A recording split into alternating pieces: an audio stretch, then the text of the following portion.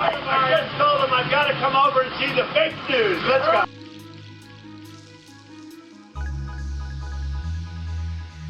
We had a huge day today in Casa Cuomo. Take a look at this. All right, here it is. The official re-entry from the basement. Cleared by CDC. A little sweaty. Just worked out. Happens. This is what I've been dreaming of, literally for weeks. My wife, she was cleared by the CDC. She doesn't have fever. She doesn't have the symptoms anymore. More than 7 days from her quarantine. We're still a little scared, so I'll just give you one of these. Just give you one of these. Just give you one of these. Just give you one of these. Bella has, of course, taken the video. This is the dream. Just to be back up here, doing normal things. Lime dog-faced pony soldier.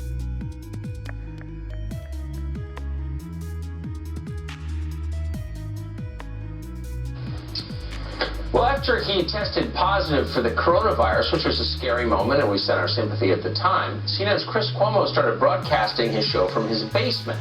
And from his basement, he delivered firm orders to all Americans: stay home, no matter what.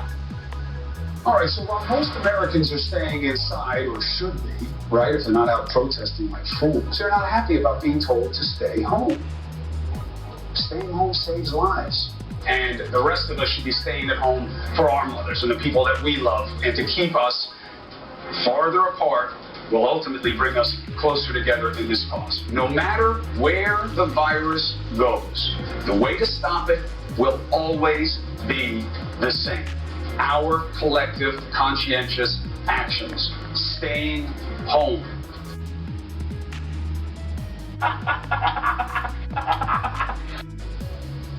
Hey, proles, scamper back to your hovels.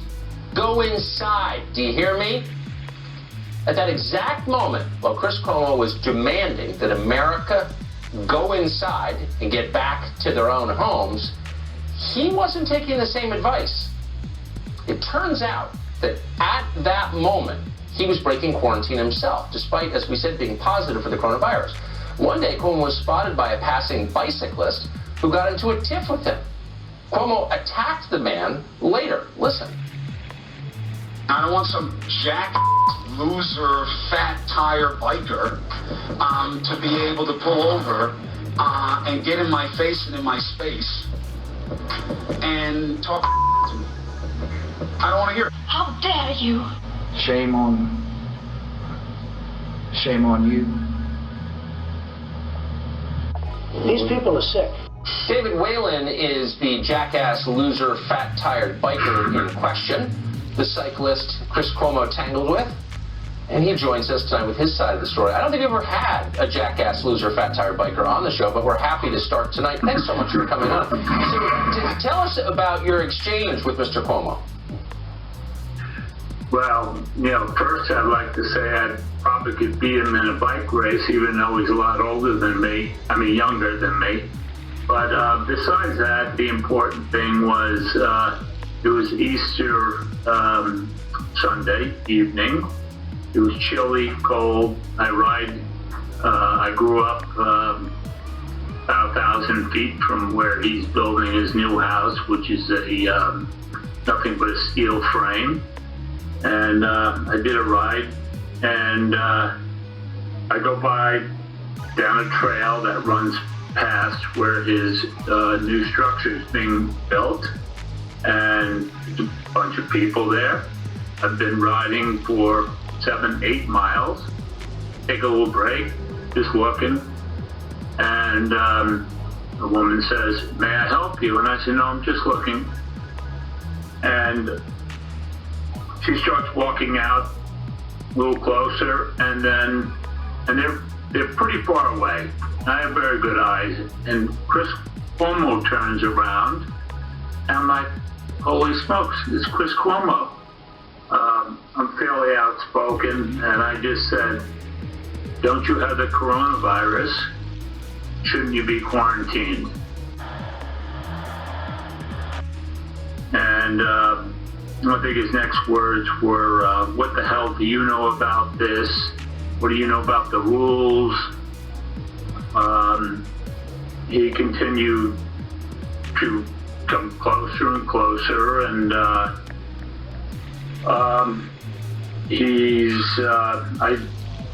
I like to say he was like a boiling pot. You could see his head he was getting more and more angry. And I said, so you're gonna lose your temper like you did on the guy at Shelter Island? Oh, punk-ass bitches from the right call me Fredo. My name is Cuomo. I'm an anchor on CNN. On me. And so, basically, I just said, you have coronavirus. What are you doing out here? Oh, what the hell you doing, bitch? You might have that fucking coronavirus. You're supposed to be home. And I had not heard what you just played about, his quotes about how he was telling people to act. I see his show occasionally, and then at one point I said, I'm moving on. I said, you're not supposed to be out here. Nobody had gloves on. Nobody had masks on. There was 3 children, young adolescents, and I believe there was. I'm pretty sure it's his wife because I've seen pictures now, and then there was a 3rd adult. So they're out there. They probably have cabin fever, like everybody that has these, is in the situation has,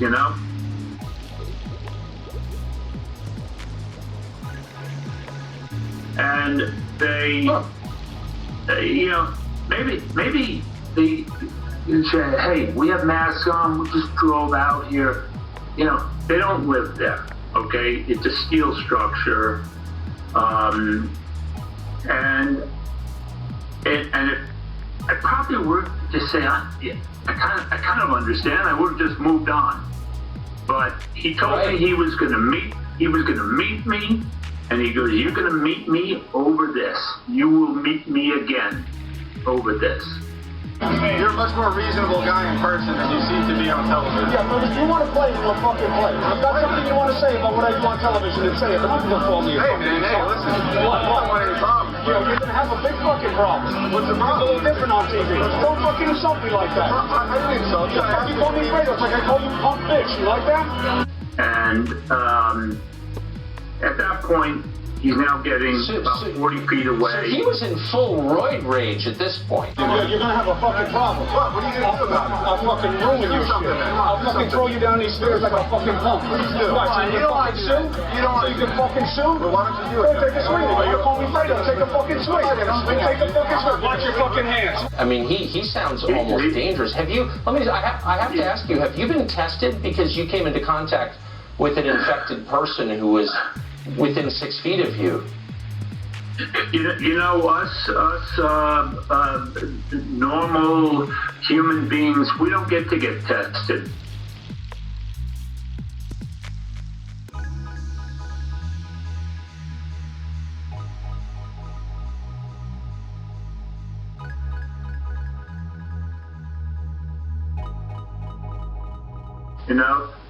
Which is one of the craziest things about this whole thing. If you're wealthy, you have a lot of clout and this and that, you can go get tested. But for most normal people, you can't get tested. I do practice. I made my own mask weeks ago. I hit it with alcohol every day. I have one part-time employee. I don't let him within 10 feet of me. And, my daughter's a doctor at Johns Hopkins. I get lectured by her, forever. And, and I yell at people when I see them, breaking the Well, I can see social why. I mean, distancing. the last thing you need is to get infected by a CNN anchor who calls you a jackass loser, which, by the way, I don't think you are. After this conversation, I think you have a really good point. And David, I appreciate your coming on tonight, and I hope you're not sick. Thank you. I backed away when they didn't get 6 feet from me, but they started getting closer, and I just said, you know something, and I wasn't trying to antagonize the guy, you know, it was real simple. What the hell are you doing out here? Yeah. You know, you're on TV. I think you were wise. I'd back away too. David, thank you for coming on. I really appreciate it. Yeah, good to see you. You're welcome.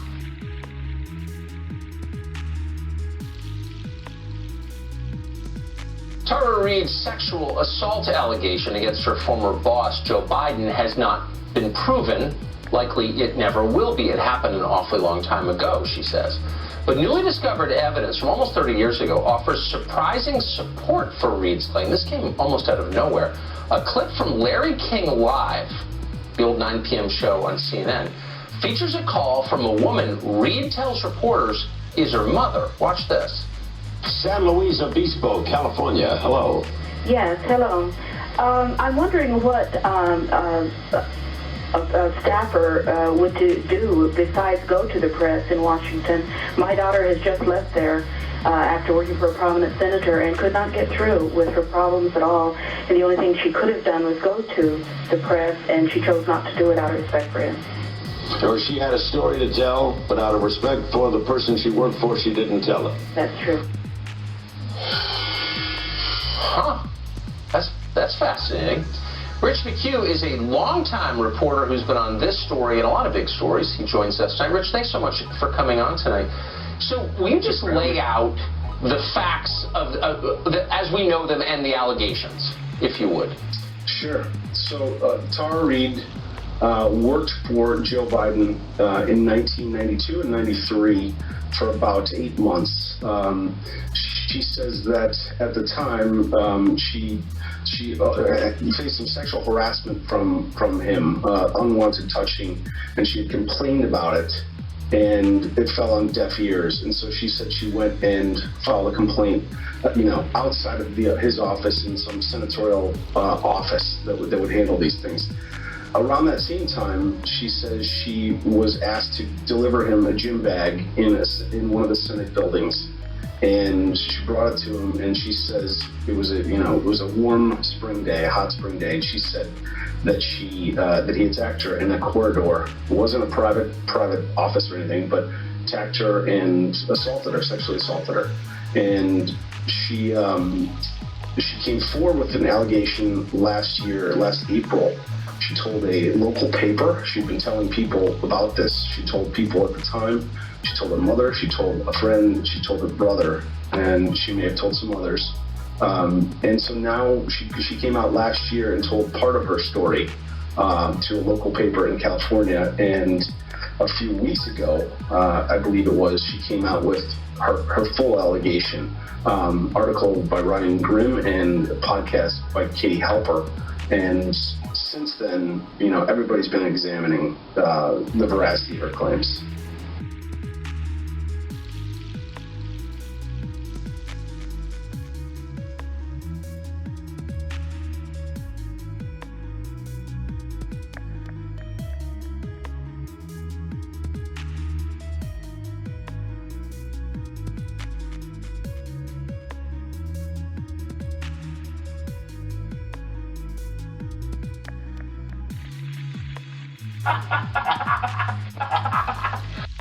These people are sick. Let me just clarify something. All of this is kind of a mishmash when you talk about sexual assault, sexual harassment. She's not suggesting that he said something vulgar to her. She's saying that he grabbed her genitals. Is that right? That's correct. That's correct. How dare you? Shame on you. Okay, so that puts it in a different category from a lot of the stories like this that we hear. Really quickly, tell us about this call to Larry King. Where did that clip come from? So she had told me about this I said, you know, in the process of reporting this, she came and said, I was trying to, you're always trying to figure out how to, if you're investigating, how to kill a story. And if you can kill it, then you don't do it. And I was always trying to track down this clip. And without working at CNN, I couldn't go in there. Today, a enterprising PhD student, a woman, sent a note to myself and to Ryan Grimm saying, hey, I think I found it. And I think Ryan he probably responded to her quicker than I did. And so we got to this moment this afternoon where we both realized that there was this video was found. And, you know, he published it. We actually talked, but he published the story, and the rest is history. That's amazing. I mean, it's a decade before YouTube, so it's not so easy to find cable news clips from 1993. Right. Rich McHugh, thank you for that update. I appreciate it. Good to see you tonight. My pleasure. Thanks for having me on. Molly Hemingway is a senior editor at The Federal. She's author of the book Justice on Trial about the Brett Kavanaugh confirmation battle. She's been following this story, Tara Reid and Joe Biden, since the beginning. She joins us tonight to assess. What do you make of this clip? What do you make of this story? Well, what I find so interesting about this is when we went through something somewhat similar a couple of years ago with allegations made against Brett Kavanaugh, who was going through his confirmation hearing, there was no evidence in support of the allegations, and yet it became a media firestorm.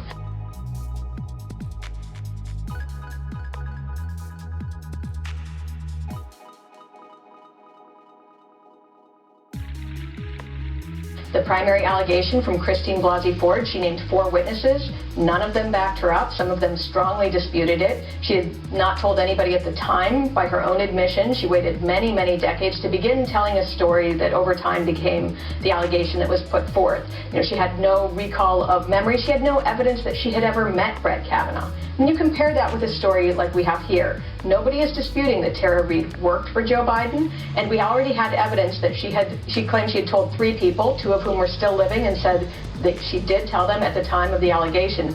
And you couldn't really have better evidence that the 3rd person, which is her mother, was also told of the allegation than her going and calling Larry King to complain about this situation. So, you know, again, Joe Biden deserves every presumption of innocence that any other man should have. Yes. But when you look at it from a media angle, there is no excuse for the media doing what they did to Brett Kavanaugh and then working so hard to bury this story, with the exception of a few reporters like the one you just talked to, Ryan Grimm, and a few others.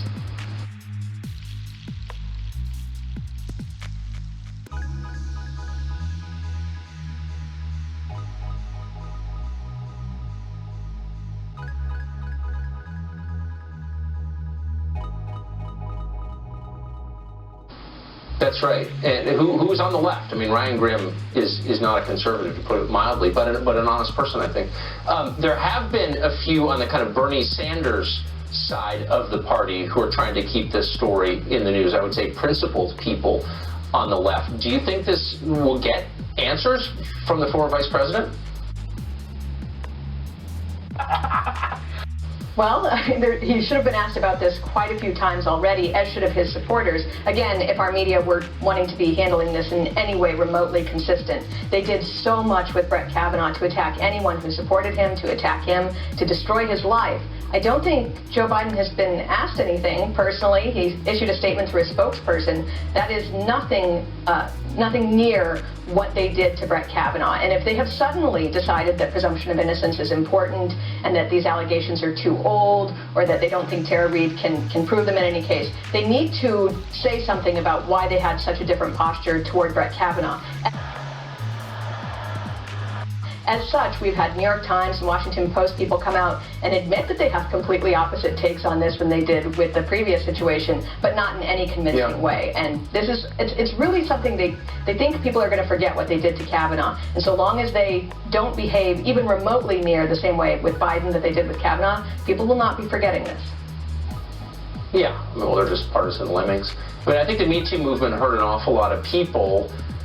And I think it went too far with no evidence. But that doesn't mean things like this don't happen. Of course, they do happen, and they should be punished, and we should learn all we can about them. So I appreciate your coming on tonight. Molly Hemingway, thank you. Thank you.